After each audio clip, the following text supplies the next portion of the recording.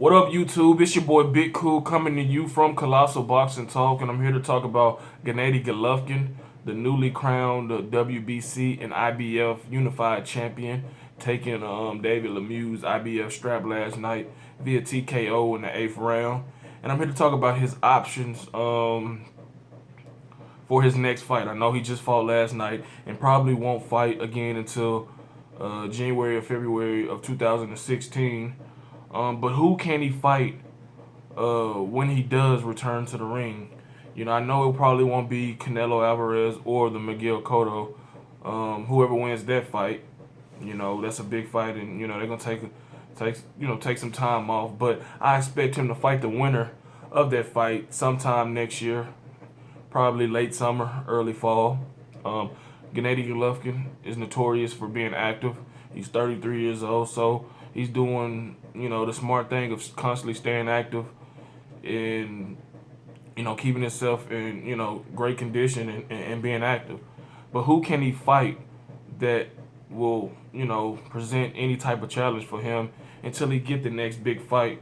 I'm assuming will come against Canelo Alvarez or the Miguel Cotto winner. You have Toriano Johnson, who opened up last night's fight card, winning a unanimous decision over Emanin O'Kane, dropped him twice in the first round. He's a pressure fighter. He's not the biggest puncher. He smothers his opponent's offensive game. He works the body well. He throws a lot of hooks, uppercuts. I mean, and he's a good fighter. He's nothing special. I mean, nothing elite about him, but he's hungry. He's willing to fight whoever it is. He just wants his chance at a title, and he is now the I believe the IBF #1 mandatory for Gennady Golovkin. So that's a fight that they could explore when he's set to return. I mean, a lot of people don't want to see that fight. I mean, a lot of people gonna boo it and be like, why him? But as a champion, you have obligations to meet, and being a champion, you have to fight your mandatory. And Toriano Johnson is his mandatory. Whether he can get a voluntary defense, I'm pretty sure he can, depending on who the opponent is. I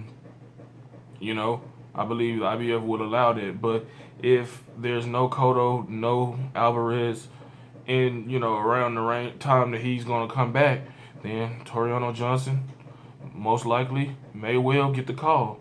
Another guy who name should be mentioned as well for a potential challenge in another unification bout against Gennady Golovkin is Andy Lee. Andy Lee has fought Peter Quillin, Julio Cesar Chavez Jr., Brian Vera twice.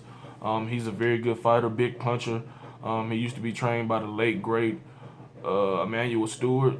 And like I said, he has an upcoming title defense against his mandatory Lee Saunders in December, I believe, or late November, early December.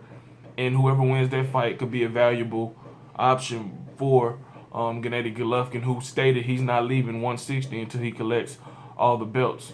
So if he beats Andy Lee or the Lee Saunders winner, he's the IBF, WBC, and WBO unified middleweight champion. And if he gets and beats the winner of Canelo Alvarez and Miguel Cotto, he's the Ring Magazine champion. And the only belt left for him to get would be the WBA middleweight title, which is currently held by, I don't know, it's so many regular titles. I'm gonna just say Daniel Jacobs.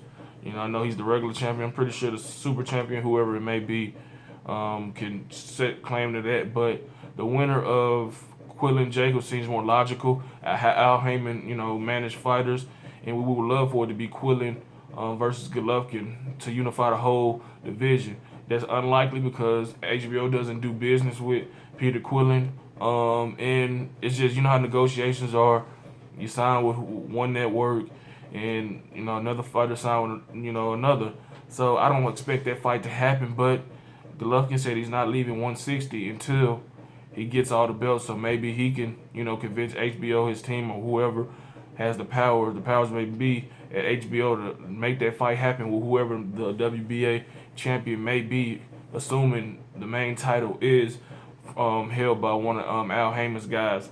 But those guys, those fighters, I mentioned are valuable options and are likely to happen. Toriano Johnson, who became the IBF mandatory to Golovkin.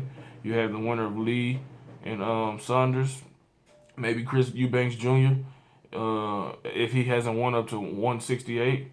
I mean, there's a lot of fighters. Unless Golovkin decides to go up to 168 for a fight in between time until the other middleweights figure out their situation, I expect him to face either Johnson or the Lee Saunders winners.